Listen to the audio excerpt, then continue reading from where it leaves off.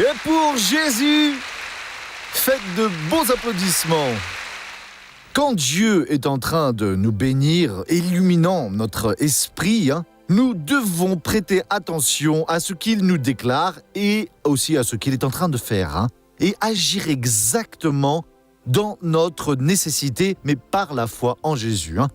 La compréhension que Dieu nous donne, cette lumière que nous devons tout faire alors pour obtenir, elle apporte la foi. Et quand nous avons la foi en Dieu, mon frère, nous pouvons et nous devons vaincre toutes les batailles. Et nous ne le ferons pas seulement si nous ne le voulons pas. Et aujourd'hui est un jour que Dieu va bénir. Je vais parler ici un peu sur la lumière que vous avez besoin d'avoir et ce que cette lumière fait dans votre vie.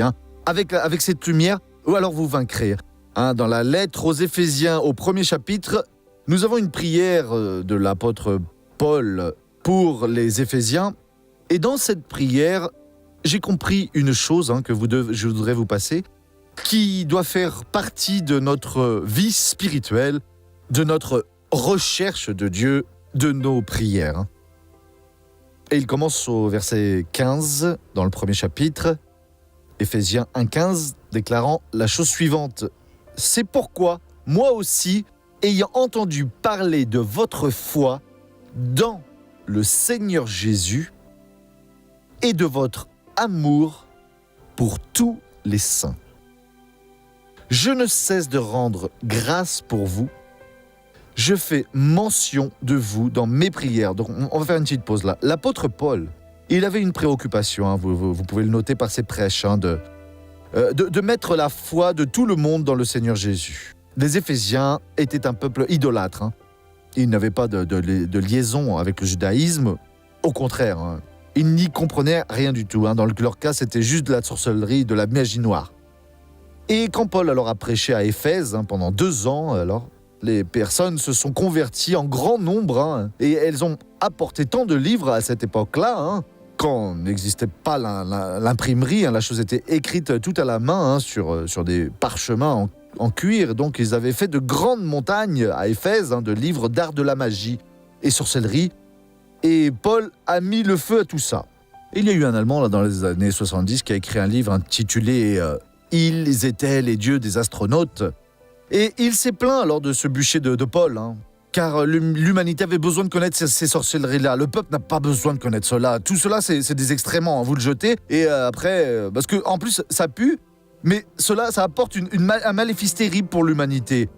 Et l'apôtre Paul, alors, comme je vous le disais, il avait la préoccupation d'amener le peuple à la foi en Jésus. Ne croyez en plus rien, si ce n'est en ce que Jésus a dit. Ne déposez votre foi en aucun homme, en aucune église, votre foi doit être en Jésus. Et donc il a dit ici que quand il a entendu, c'est pourquoi moi aussi, ayant entendu parler de votre foi dans le Seigneur Jésus, donc alors il a eu la compréhension, et de votre charité, la charité c'est l'amour de Dieu, et de votre amour pour tous les saints. Ça veut dire les appeler pour appartenir au corps du Christ. Il a commencé à faire la chose suivante. Il a expliqué. « Je ne cesse de rendre grâce pour vous. Je fais mention de vous dans mes prières. » C'est là que vient ce que je veux vous montrer.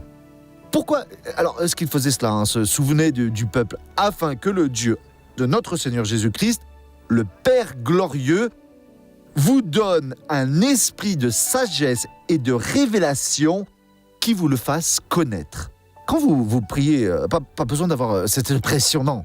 Vous pouvez dire, Dieu, je veux avoir l'esprit de sagesse et de connaissance, de la révélation, de la vérité. Jésus a dit une phrase qui a fait que Paul a prié ainsi, et vous connaîtrez la vérité, et la vérité vous libérera. Car sans libération, vous pouvez avoir une amélioration sur d'autres choses. Mais la libération, je veux dire, l'éloignement de l'oppression pour toujours, si vous ne connaissez pas la vérité. Vous pouvez avoir des pratiques que Dieu condamne et vous ne le savez pas. Alors quand la parole vous est ouverte, vous dites « Dieu, pardonne-moi, je veux ne rien savoir de tout cela ». Et vous pouvez subir des souffrances vraiment inutiles, tout en elles est inutile. Quand vous connaissez la vérité, Dieu, je prends possession de cette bénédiction à présent. Vous pouvez être en train de vivre beaucoup de tout ça, du potentiel que Dieu a donné pour que vous profitiez des bonnes choses. Et certainement, vous l'êtes. Mais cela, ça ne viendra pas par beaucoup de prières ou par beaucoup de luttes. Ça viendra par la connaissance de la vérité.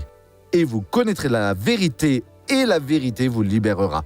Et donc, Paul, ici, est en train de demander que Dieu donne, afin que le Dieu de notre Seigneur Jésus-Christ, le Père glorieux, vous donne un esprit de sagesse et de révélation, de la connaissance de Dieu, qui vous le fasse connaître. Cela veut dire la connaisse des choses.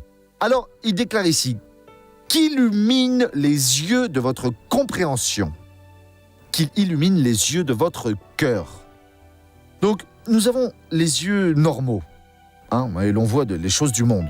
Mais notre compréhension a une capacité de percevoir, de voir, et on obtient juste cela quand nous avons cette onction de Dieu qui ouvre alors nos yeux. Nous nous mettons à comprendre alors ce que le Créateur a préparé pour nous. Quel est le comportement que nous devons avoir avant? Nous pouvons même être influencés par des démons. Avec cette attitude, avec ces décisions, avec toutes ces pratiques, avec ces réactions que nous avons, malgré que nous soyons de Dieu, qui peuvent être démoniaques. Mais quand Dieu alors ouvre les yeux de notre compréhension, mon frère, nous parvenons à voir la vérité telle qu'elle est, vraiment, 100% de clarté. Ce qu'il y a de mauvais, c'est une décision. Avant, ça donnait même du plaisir. À présent, non, Dieu, je veux marcher dans cette lumière. Et pourquoi est-ce que Paul a dit qu'il devrait avoir les yeux de la compréhension ouverts? Faites bien attention à présent. Pour que vous sachiez quelle est l'espérance qui s'attache à son appel. Qu'est-ce que Dieu avait en tête quand il vous a fait comprendre l'Évangile? Est-ce que ça a été par hasard? Et pourquoi cet intérêt alors? Pourquoi l'Évangile est tant persécuté alors? Il n'y a pas de religion au monde, même une religion qui adore le diable, qui soit alors tant haïe que l'Évangile par qui ne le connaît pas. Parce que le diable sait que quand la personne connaît la vérité, jamais plus lui ou elle ne sera son esclave.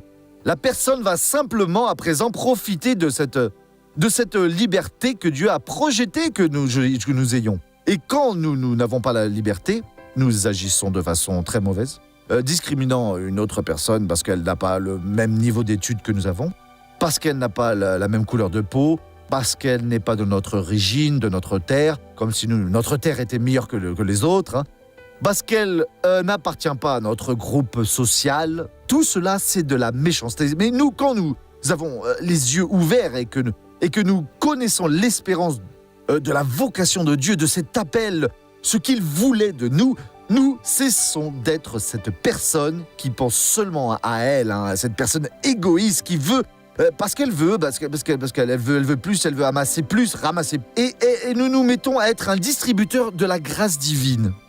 Avec cela, nous vivons bien, nous avons la paix. Si c'est le plan de Dieu, nous prospérons beaucoup plus qu'avant. Si, sans Dieu, nous obtenions 10, avec Dieu, on va obtenir 100, 1000, 10 000, 100 000 à l'infini. Et donc, c'est de cela dont nous avons besoin. Dieu, j'ai vraiment besoin que mes yeux de la compréhension soient ouverts. Et qu'est-ce que le Seigneur voulait de moi? Qu'est-ce que le Seigneur veut de moi? En quoi je peux être utile? Moi, par exemple, je vois le passé. En 1970, j'ai été au 4e livre de langue russe. J'allais à Moscou pour étudier la médecine. Le rêve de ma vie, j'avais gagné une bourse d'études. Je pouvais déjà parler russe raisonnablement. Et quand j'ai lu le livre, j'ai guéri les malades, j'ai expulsé les démons. Ce que Osborne a écrit là-dedans, mon frère, ça a illuminé ma compréhension. Et je me suis aperçu, c'est comme si Dieu avait parlé. C'est cela que je veux que vous fassiez. Je n'ai pas entendu cette voix de Dieu. J'ai perçu que je pouvais faire cela. Et donc, vous avez besoin de prier pour que Dieu ouvre les yeux de votre compréhension, pour que vous voyiez quelle est l'expérience qu'il avait, ce qu'il a pensé quand il a permis que vous compreniez alors l'Évangile, que vous preniez la décision. Je vais être de Jésus. Certains leur subissent même des dépressions, des persécutions, un certain préjudice pour s'être décidé pour Jésus. Mais ça a valu la peine? Bien sûr que ça a valu. Donc, pour que vous sachiez quelle est l'espérance qui s'attache à son appel, ce que Dieu a projeté pour vous, et à présent, l'héritage. Quelle est la glorieuse richesse de son héritage au milieu des saints? Quelle est cette richesse? Missionnaire, pasteur, vous pouvez nous expliquer? Non, je ne peux pas. Mais Dieu peut l'expliquer pour vous. Vous écoutez la parole, un jour plus ou moins lointain, vous allez commencer à comprendre. Ah mince, mais c'est vraiment beau. Jésus, le Seigneur est merveilleux. Jésus, le Seigneur m'a donné cette richesse, la richesse de la gloire de Dieu, de son héritage. Quelle est la glorieuse richesse de son héritage au milieu des saints?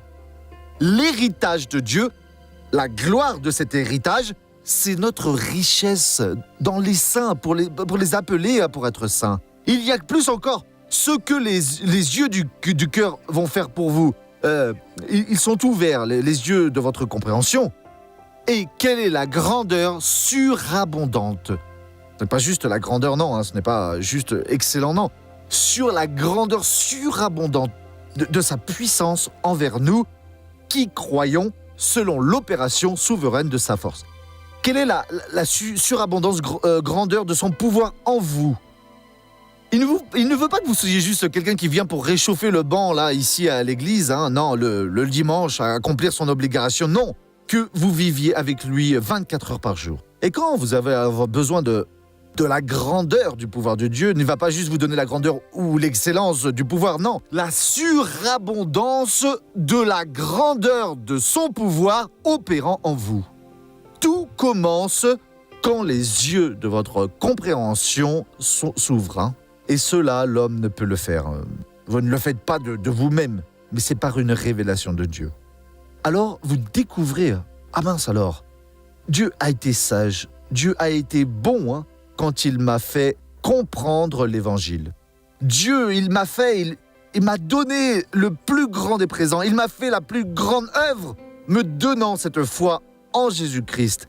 Et à présent, en comprenant ce qui m'appartient, je peux lutter, je vais vaincre, je vais conquérir, et par-dessus tout, je vais remercier le Seigneur et je vais garder tout cela.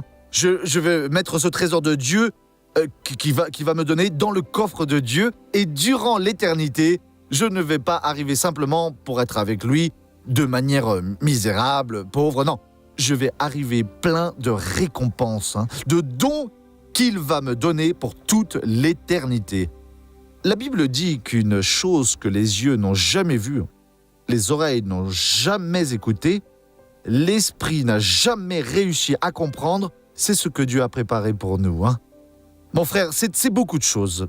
Si vous perdez alors l'éternité, vous allez non seulement souffrir en enfer, qui est la pire des choses que vous pouvez vous arriver, pour toute l'éternité, mais si vous êtes sauvé et comprenez, alors vous allez au ciel et pour régner, pour 1 an, 10 ans, 100 ans, 1000 ans, 10 000 ans, 100 000 ans, 1 million d'années, 1 milliard d'années, 1000 milliards d'années, 1000 millions d'années. Prenez cette somme et multipliez par elle-même, le résultat multiplié par lui-même et par lui-même, ça ne va jamais s'arrêter. Et nous, moi, vous qui sommes en train de conduire des personnes à cette compréhension, à être illuminés par Dieu, on va avoir une dividende pour chaque vie éternellement. Alors, où c'est écrit cela, missionnaire? Daniel au chapitre 12. Et j'étais enfant quand j'ai lu cela, mes amis. Au moment où j'ai fait une prière, Dieu, je veux cette bénédiction, d'accord Ne me laissez pas sans cette bénédiction, non. Daniel 12, 3, que Dieu n'a pas laissé. Habituez-vous à faire ce genre de prière pour que vous obteniez une chose dite Père. Je veux cela, s'il vous plaît, je veux cela, et il va vous la donner. Et il est bon. Daniel 12, 3. Les sages, ceux qui ont accepté Jésus, ceux qui auront eu du discernement, brilleront comme brille la voûte céleste. Vous voyez quelle belle déclaration. Vous êtes illuminés. Vous avez les yeux de la compréhension illuminés. Vous êtes devenus sages dans le royaume de Dieu. Vous allez resplendir, mais alors et comment? Comme le firmament. brilleront comme brille la voûte céleste. À présent, faites bien attention. Et, en plus de ça, ceux qui auront amené la multitude à la justice comme des étoiles pour toujours, à jamais. Et donc quand vous prierez, dites « Dieu, ouvre les yeux de mon cœur, de ma compréhension, pour que je puisse voir, comme Paul a dit ici, pourquoi est-ce que vous voulez cela, Paul? Les yeux du cœur ouverts. » Et il a dit très clairement ici, voyez, afin que le Dieu de notre Seigneur Jésus-Christ, le Père glorieux, vous donne un esprit de sagesse et de révélation et qu'il le fasse connaître, qu'il illumine les yeux de votre cœur. Pourquoi? Pour que vous sachiez quelle est l'espérance qui s'attache à son appel. Qu'est-ce que Dieu avait pour vous? Pourquoi est-ce que Dieu vous a donné cette compréhension qui vous a fait alors quitter le péché, laisser cela, déchirer cela aussi, et croire en lui et regarder vers lui? Mon frère, c'est parce qu'il vous a aimé. Laissez-moi vous bénir au nom de Jésus. Père, tout d'abord, je te remercie parce que le Seigneur a pensé à moi, a pensé à cette personne qui est maintenant en prière avec moi d'une manière vraiment magnifique. Je ne méritais pas cela, mais personne ne méritait, mais le Seigneur a regardé et alors ton cœur, Père, a débordé d'amour. Dans certains cas, ça a même été difficile d'arriver au moment où la personne reconnaît, mais avec les cordes de l'amour, l'affection, la miséricorde, le Seigneur a amené cette personne à la compréhension du Christ. À présent, sa foi à elle est en Jésus. À présent, Dieu, cette personne sait qu'elle est peut-être et est et sera ce que le Seigneur a dit. Mais elle a besoin de comprendre quelle est l'espérance, l'appel que le Seigneur a fait pour elle. Et pour ce que le Seigneur avait pour moi, Père, Dieu, avant que je m'en aille, s'il te plaît, montre-moi Dieu, aide-moi à comprendre mieux, avant que cette personne s'en aille. Seigneur, ouvre la compréhension, aide-la à comprendre, à posséder cette richesse, cette partie de ta gloire. Oh mon Dieu, pardonne les péchés, réveille cette personne. Dieu, enduis cette vie pour qu'elle soit victorieuse sur toute tentation, sur toute attaque du diable. Et au nom de Jésus, donne la victoire à cette personne et nous t'adorons et nous disons merci beaucoup au nom du Seigneur et Amen. Oh, gloire à Dieu. Regardons maintenant le feuilleton de la vie réelle. Regardons.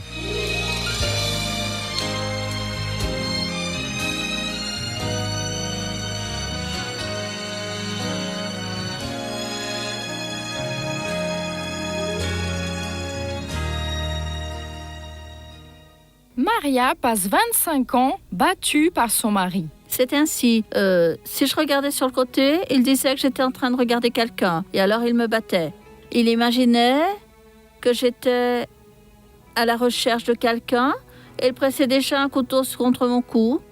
Et il voulait que je raconte une chose qui n'existait pas. Tout était son imagination. Il sortait de la maison. Il fermait toutes les portes et fenêtres pour que personne n'arrive et ni que je sorte dehors. Il y a une fois, ça a été une violence si grande que le sol de la cuisine était resté lavé de sang. Tout cela, c'est moi qui le faisais. Mais je ne voulais pas. C'était une force que je ne pouvais pas contrôler. Et ça continuait tel que j'ai perdu la raison de vivre. Moi, pratiquement, je voulais mourir. Moi, pratiquement, tous les jours, je projetais ma mort. Comment faire pour m'ôter la vie? Et puis, j'en suis venue à tenter de faire cela. J'ai pris du poison, j'ai fini à l'hôpital. Et alors, je projetais ainsi comment faire pour que personne n'ait la chance de me secourir. Le couple a une surprise. Quelqu'un frappait à notre porte pour nous évangéliser. Et alors, cette personne est venue et a fait une prière, une chose que je n'avais jamais vue. Puis, à partir de ce moment-là, nous avons commencé à aller à l'église.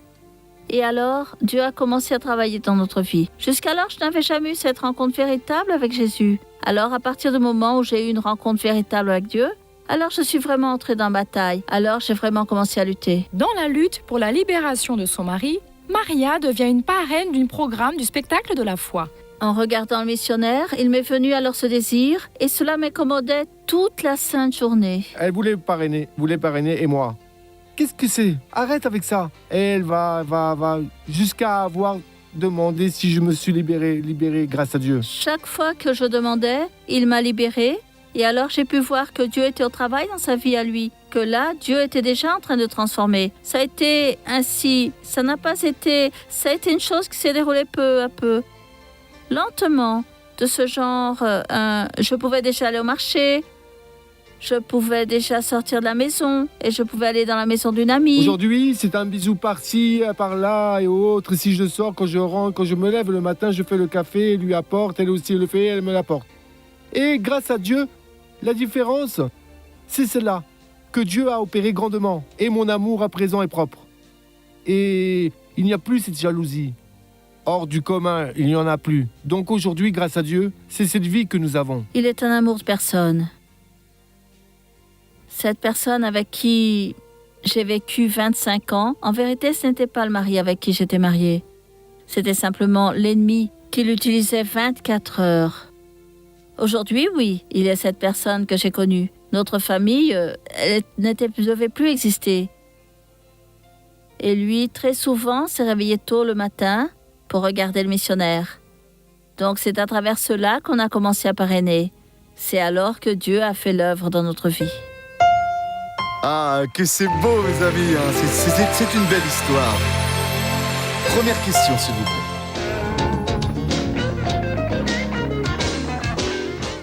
Missionnaire, il existe une manière correcte d'évangéliser. Oui, dites tout ce que Dieu met dans votre cœur, ce qui est dans la parole de Dieu, hein. N'ajoutez rien et ne retirez rien. À présent, la deuxième question.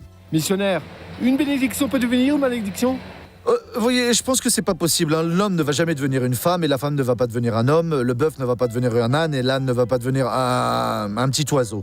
Et donc Dieu a fait la chose comme elle est, hein. Dieu a donné la bénédiction. À présent, ce qui peut se produire, vous ne retenez pas la bénédiction et vient la bénédiction à suivre. Je pense que les dons de Dieu, selon la Bible, sont irrévocables. Restez debout à présent au nom de Jésus. À présent, vous allez tous fermer les yeux et je vais parler avec le Père. Père, nous fermons les yeux naturels, mais nous ne voulons pas que soient fermés les yeux de l'esprit, de notre compréhension. Père, montre-nous où nous avons fauté, ce que nous devons faire. Père, nous voulons connaître quelle était l'espérance qui a fait que le Seigneur nous appelle pour que nous soyons les siens. Ô Dieu, étends la main et bénis cette personne qui en a autant besoin que ce monsieur que nous avons vu dans le feuilleton de la vie réelle. Père, cette personne est en prière à présent et je vais la bénir. Au nom de Jésus, je brise tout le pouvoir du diable dans votre vie et je dis, sors au nom de Jésus.